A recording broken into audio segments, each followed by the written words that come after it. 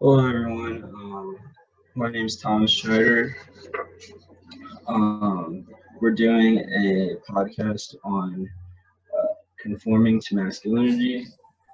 Our target audience is young men that are struggling to find a friend group, mainly in college.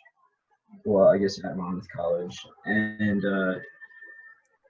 they they are afraid to conform to other groups of people because um, they're afraid to be who they really are, um, and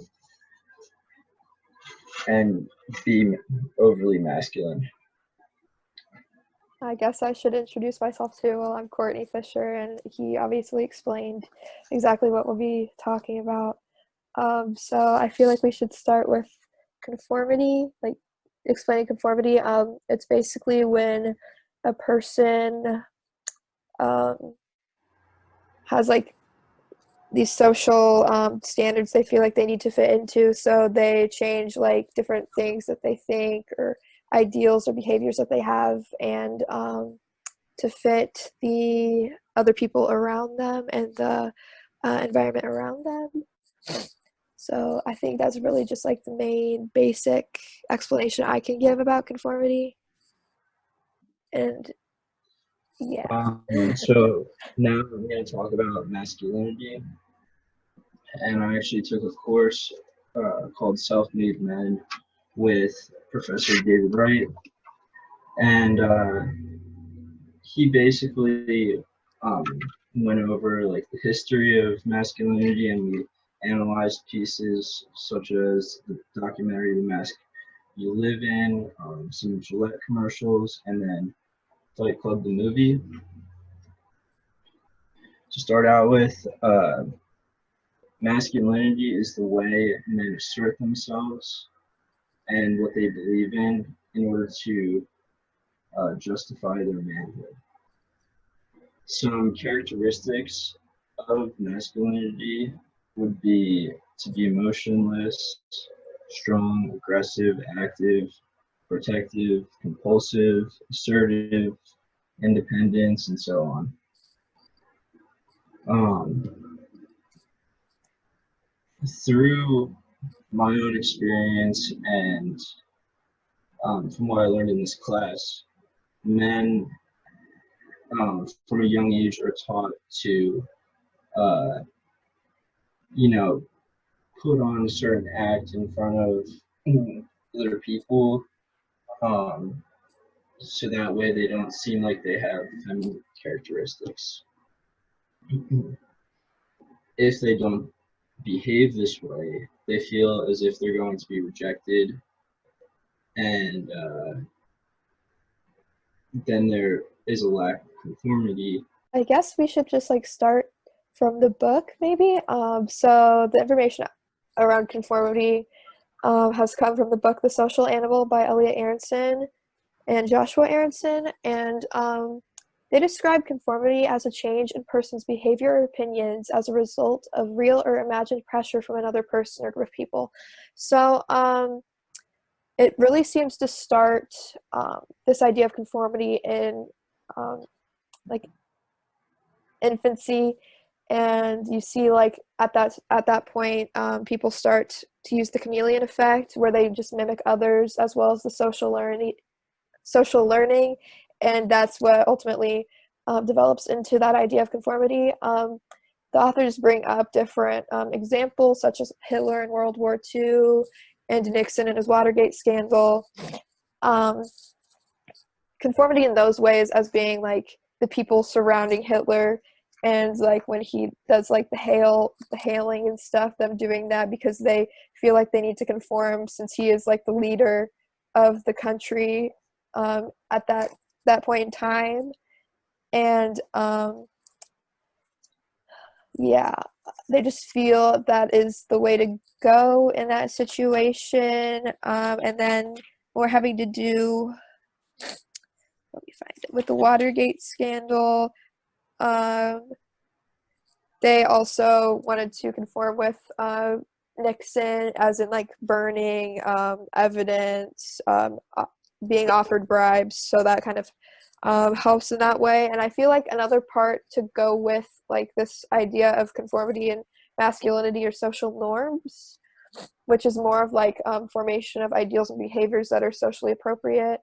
An example they use in the book is littering, and how that kind of works in social norms. Like people are like, don't litter, so you don't litter, and it's kind of like looked up down upon to do these things, and littering's bad, so don't do it.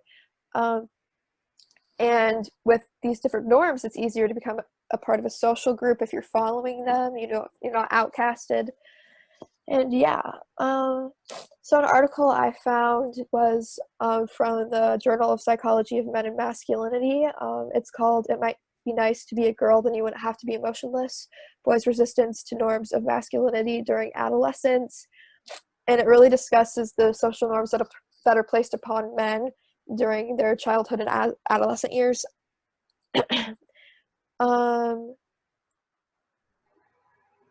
So it really breaks down the stereotypes they're supposed to conform to, such as like being mentally and physically tough and not showing emotions that make them look weak and girly. Specifically, the study is focused on boys aged from 6th to 11th grade, and feeling that, and focusing on the social norms having to deal with relationships around others in their age group. So, like for an example, freshman boys in that scenario were interviewed to see their transition from middle school to high school, and how that change in that change in environment affected their relationship with those norms. Or the results are that quite a few boys in middle school resisted or rejected at least one of those norms. So basically, the norm of like having to be mentally and physically strong and not trying to look girly, they at least resisted or rejected at least one of those norms. So like they, weren't one of those things. They showed like feminine qualities or whatnot. And as they reached high school and got older, the resistance to those stereotypes lessened. So I feel as if when men get older, they feel more of a need to conform to like the masculinity things, being stoic, being all of these things. I just feel as if you get the vibe from the other people in your age group and older. So like you see older men being like, we need to be blah blah blah blah blah, and you see society being like, you need to not show qualities of being like an emotion showing human being. And it really affects them as they get older. So like younger boys obviously show more of like that feminine quality as opposed to older men. The next piece that I read was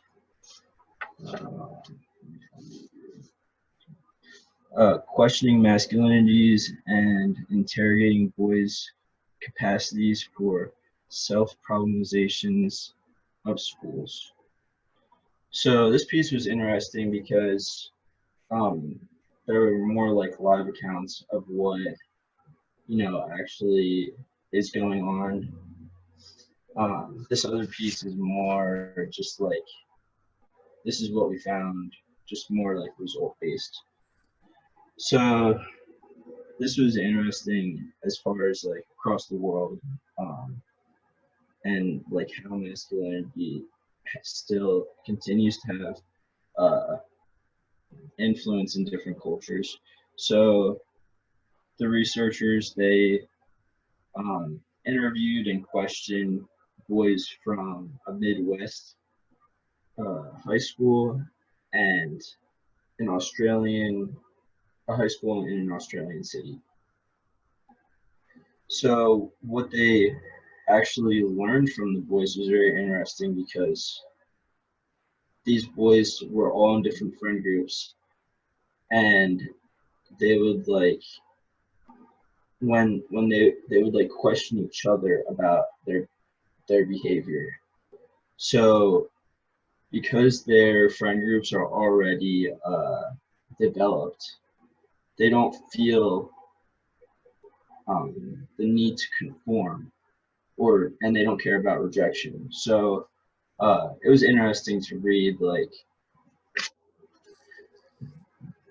I mean, they were basically just calling each other out, and it was interesting to see how like sports were also involved. So like, for example, a football player uh, felt that he needed to act tough in front of, a crowd of people, and then a guy in music, um, who was like highly involved in music, he felt it necessary to be him around people like at all times, like be who he truly is and show those whatever feminine characteristics that he has. Yeah, it's super interesting to think like you have this general idea of masculinity, but then you have like these subgroups of like having to show different things. Like you said, football players and like thinking that they have to be like these super strong, super like impenetrable type people, and then like the music people who are like, oh, whatever. Because I mean, personally, I was a part of the music crowd, not really a part of the sports crowd, so I saw more of like the masculinity in that group versus like football and basketball and things like that until I got to college. Yeah, that's interesting. Um, because yeah, I just feel like there's more, especially around football, Yeah. there's more of a reputation that goes with being a football player. And, there was, it was interesting because this kid who's more involved in music, he was also a football player at one time. Yeah. So, like in his younger years, that's all he knew, like how to act like a tough football player. And then once he got more involved in music, he dropped that and just like was not afraid to show his true colors. Yeah, it's super interesting. That's really the one group of people like I find like most masculine traits is like the group of like football players and whatnot. Oh yeah. That's pretty interesting to hear that he kind of like changed like what masculinity meant to him, like going from such a like intense super masculine sport to a super like something not as masculine. Yeah, right. So in conclusion, we've talked about like the characteristics that make up masculinity and um, how men feel a need to conform, but not really identify the problem behind uh, these masculine characteristics.